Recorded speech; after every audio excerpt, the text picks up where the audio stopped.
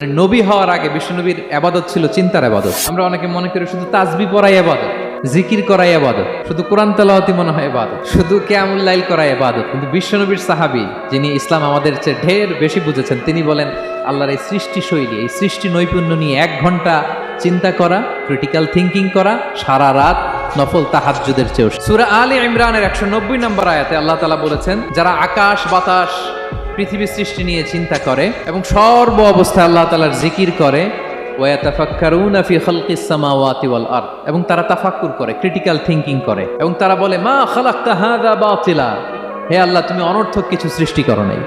মনে রাখবেন, এই পৃথিবীতে আল্লাহ তাআলা অনর্থক কোনো কিছু সৃষ্টি করে নাই, করেছে? যেটাই সৃষ্টি করেছে এটা এর মধ্যে মানব কল্যাণ আছে না নাই?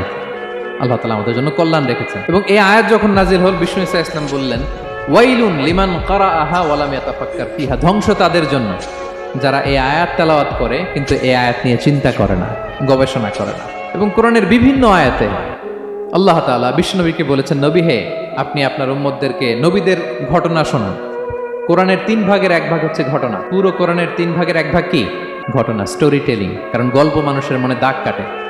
আল্লাহ তাআলা বলেছেন, ফাকসুসিল কসাসা লাআল্লাহুম ইয়াতাফাক্কারুন, নবী হ্যাঁ আপনি তাদেরকে কিচ্ছা শোনান, ঘটনা শোনান, নবীদের কাহিনী শোনান, লাআল্লাহুম ইয়াতাফাক্কারুন, যাতে করে তারা ক্রিটিক্যাল থিঙ্কিং করে। তারা লূত আলাইহিস সালামের কওমের ঘটনা যখন শুনে যে আল্লাহ তাআলা আপসাইড ডাউন করে দিয়েছিলেন, তারা যখন কওমে আদের ঘটনা শুনে, কওমে সামুদের ঘটনা শুনে, তারা যেন চিন্তাশীল হয়। এবং বিশ্বনবীর সাহাবী আবু দারদা রাদিয়াল্লাহু তাআলা আনহু, উনি বলতেন, তাফাক্কুরু সাআতিন খায়রুম মিন কিয়ামিল লাইল, 1 ঘন্টা কেউ যদি আল্লাহর সৃষ্টি নিয়ে চিন্তা করে, সেটা সারা রাত তাহাজ্জুদের সালাত অফার করার চেয়ে উত্তম।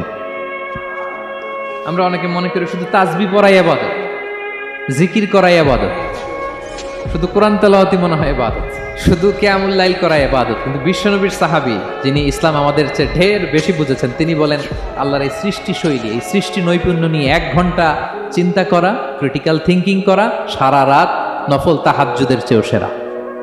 এবার বলেন, আমাদের চিন্তা করার দরকার আছে না নাই? ব্রেনটা খাটাবেন তো? এই যে যারা কনভার্টেড মুসলিম হয়, এরা কিন্তু অনেক চিন্তা ফিকির করে, নিজের সাথে নিজে বোঝাপড়া করে, ক্রিটিক্যাল থিঙ্কিং করে, তাদের অ্যানালজি কাজে লাগিয়ে, আল্লাহর দেয়া ব্রেনকে কাজে লাগিয়ে এরপরে শাহাদা পাঠ করে, এমনি এমনি না। এই যে কিছুদিন আগে আমেরিকান এক পপ স্টার কালেমা পড়ছে না? আপনি জানেন একটা ধর্ম চেঞ্জ করা, একটা ফেইথ চেঞ্জ করা, এটা কত বড় সিদ্ধান্ত? হ্যাঁ, বাপদাদার ধর্ম, বয়স 30-40, এতদিন যে ধর্ম মানলাম, এটাকে চেঞ্জ করে নতুন ধর্মে কনভার্ট হয়, এটা কত বড় সিদ্ধান্ত? Could you imagine that? It's not a joke. নিজের সাথে নিজের অনেক বোঝাপড়া করতে হয়, তারাই ক্রিটিক্যাল থিঙ্কিং করে।